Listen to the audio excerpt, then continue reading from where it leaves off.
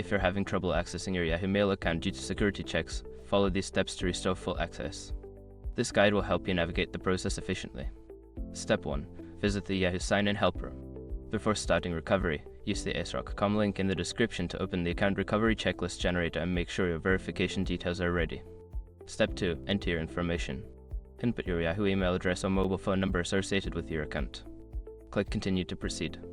Yahoo will then send you a verification code to the registered phone number or email. Step 3. Verify your identity. Check your email or SMS for the verification code sent by Yahoo. Enter this code in the provided fields on the Yahoo Sign-In Helper page and click Verify.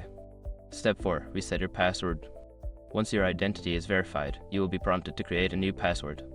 Choose a strong password that you haven't used before and confirm it. This step is crucial for securing your account. Step 5. Review account security settings. After resetting your password, log into your Yahoo Mail account. Navigate to the account security settings to review and update your recovery options, such as adding an alternative email or phone number for future security checks.